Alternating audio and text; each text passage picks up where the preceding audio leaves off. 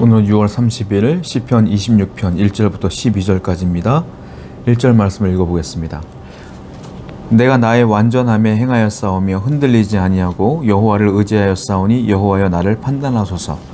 시편 26편도 다윗의 시라고 알려져 있습니다. 다윗이 쓴 시를 우리가 지금 말씀으로 읽고 있는데요. 시인이 이렇게 고백합니다. 내가 나의 완전함에 행하였다. 흔들리지 아니했다. 여호와를 의지했다. 이렇게 말하고 있어요. 그리고 하나님 나를 좀 판단해 주세요 라고 말하고 있어요. 고난이 있지만 나는 완전함에 행하였다는 말은 무엇이냐면 하나님의 백성답게 살려고 몸부림을 쳤습니다 이 말이에요. 본인이 완전한 사람이란 뜻이 아니에요. 사람은 아무리 노력해도 완전해질 수가 없잖아요. 다 죄성이 있으니까. 완전하다는 말이 아니라 내가 말씀을 지키려고 몸부림을 쳤고 하나님 뜻대로 살려고 몸부림을 쳤습니다 라고 하는 거예요. 최선을 다하여 영적인 삶을 살았습니다. 그러니까 하나님, 내가 이렇게 어려움을 당하는데 하나님께서 좀 판단해 주세요 라고 말하고 있어요.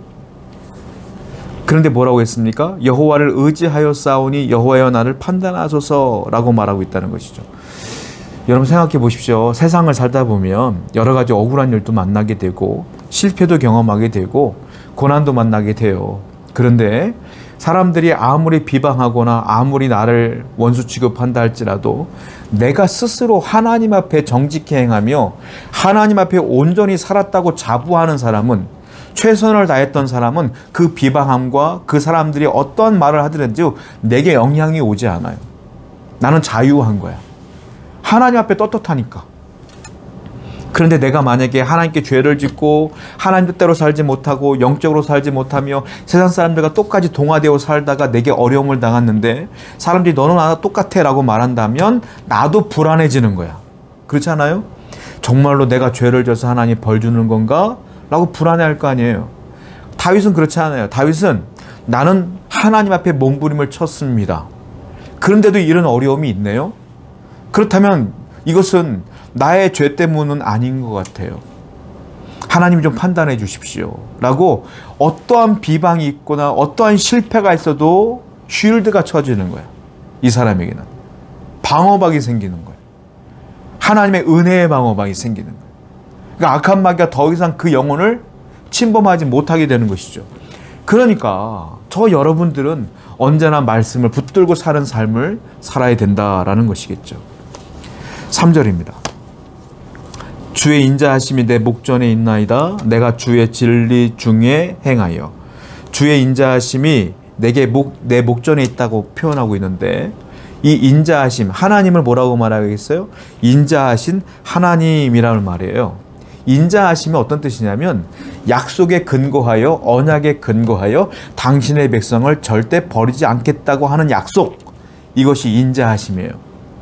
그러니까 다윗은 인자하신 하나님이라는 건 무엇이냐면 하나님의 백성을 절대로 버리지 않는다고 했잖아요. 하나님이 나는 이렇게 말씀을 붙들고 몸부림치며 살았지 않습니까? 나를 원수 취급하는 그 사람들은 하나님을 배격한 사람들이지만 나는 그렇지 않잖아요. 그러니까 인자하신 하나님이요 약속에 근거하여 나를 좀 지켜주시기를 바랍니다 라고 표현하는 것이겠죠. 그러니까 하나님의 은혜를 구하는 거예요. 지금 하나님의 은혜를 구합니다. 내게 진리 중에 행하여 주옵소서 라고 구하고 있는 거예요. 우리가요 하나님 뜻대로 살아야지만 이런 고백이 나와요. 평상시에 여러분들이 말씀대로 살아야지만, 개인적인 경건 생활을 잘 하셔야지만 이러한 기도가 나올 수 있어요.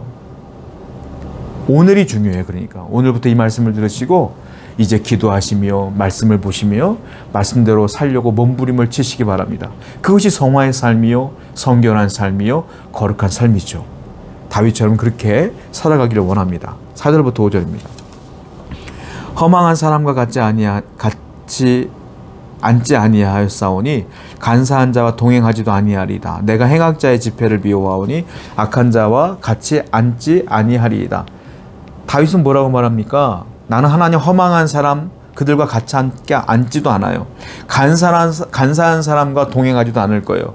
행악자의 집회를 내가 미워합니다. 악한 자와는 같이 동석하지도 않을 겁니다 라고 표현하고 있어요.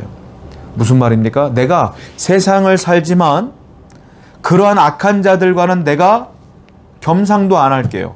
동석도 안 할게요. 함께 하지도 않을 거예요. 그것이 모임이 내게 중요한 모임일지라도 가지도 않겠습니다. 라고 말하는 거예요. 무슨 말이에요? 세상에 살지만 구별되게 살겠습니다. 구별되게 살아왔습니다. 이 말이에요. 여러분, 그리스도인들은, 성도는 이렇게 살아야 돼요. 우리는 세상에 살고 있지만 세상 사람들과 동화되지 아니하며 그 악한 사람들과 엮이지 아니하며 정말로 내가 구별되게 살아야 된다. 성도는 뭐라고 그랬습니까? 너희는 빛이라 그랬어요. 빛. 빛은 어둠에 있으면 어둠이 몰아줘 내려가는 거예요. 그러니까 어둠과 함께 있을 수가 없어. 성도는 악을 행할 수가 없는 존재가 성도예요. 다윗은 내가 그래도 악을 행할 수가 없는 게 신앙적 양심이 있고 은혜가 있고 하나님의 내주하심이 있기 때문에 할 수가 없다 이 말이에요. 그러니까 당연히 몸부림을 치며 하나님 뜻대로 살려고 애를 쓴 것이겠죠. 여러분은 어떠십니까? 세상과 동화되어 살고 있습니까? 아니면 다윗처럼 몸부림 치며 거룩하게 살려고 노력하고 있습니까? 우리도 이렇게 하나님의 은혜를 구하며 살아야 되지 않겠습니까? 10절부터 11절입니다. 그들의 손에 사악함이 있고 그들의 오른손에 뇌물이 가득하오나 나는 나의 완전함에 행하오리니 나를 속량하시고 내게 은혜를 베푸소서. 다윗은 그런데 이것은 내 노력으로 되는 게 아닙니다라고 말하고 있어요. 그들 손엔 사악함이 있고 오른손엔 뇌물이 있습니다. 악한 사람들 말하는 거예요. 나는 완전함에 행하오리니, 완전하다는 게 아니라 다시 말씀드리면 완전하려고 노력한다는 거예요. 성결하려고 거룩하려고 노력한다는 거예요. 그런데 이게 모든 게 내 힘으로 되는 것이 아니요. 내게 은혜를 베푸소서. 하나님의 은혜로만 됩니다. 이 말이에요. 하나님의 은혜가 없으면 나는 될 수가 없어요. 할 수가 없어요. 그러니까 은혜를 주세요. 라고 말하는 거예요. 오늘도 하나님의 은혜를 구하세요. 여러분들의 힘으로는 세상을 이길 수가 없어요. 여러분들의 힘으로는 세상과 싸워 승리할 수 없어요. 물고기가 물을 거슬러 올라가지 않습니까? 이와 같이 성도는 세상의 흐름에 따라 동류되어 흘러가는 것이 아니라 물고기가 거슬러 올라가는 것처럼 은혜로 하나님의 은혜를 받은 우리는 세상을 거슬러 올라가야 된다라는 것이죠.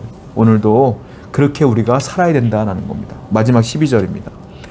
내 발이 평탄한 데에 섰사오니 무리 가운데 여호와를 송축하리이다. 내 발이 평탄한 데 섰습니다. 이 말은 내가 지금 평안합니다. 평탄합니다. 이런 뜻이 아니에요. 다윗은 원수에게 둘러싸여 있거든. 고난이 있어요. 근데 평탄하다는 것은 이것은 육체적인 평탄이 아니라 영혼의 평탄을 말해요. 내가 영혼적으로 영적으로는 내가 평화롭습니다. 이 말이에요. 왜? 하나님 앞에 몸부림치며 하나님의 은혜를 받으며 내가 구별된 삶을 살며 지금도 이렇게 기도하고 있으니 내 영혼은 평안합니다. 내 육체는 고난에 있지만 영혼은 평안합니다. 이 말이에요. 성도는 그러한 존재입니다. 고난이 있죠. 어려움도 있죠. 그러나 하나님을 소망함으로 영혼은 평안을 얻어야 된다. 오늘도 힘이 들지만 하나님을 바라보며 영적인 평안함을 누리는 여러분 되기를 축원드립니다. 기도합시다. 하나님, 우리는 세상을 거슬러 올라가며 구별된 삶을 살아가는 귀한 백성이 되기를 원합니다. 오늘도 우리에게 평안함을 주옵소서. 예수님의 이름으로 기도드렸습니다. 아멘.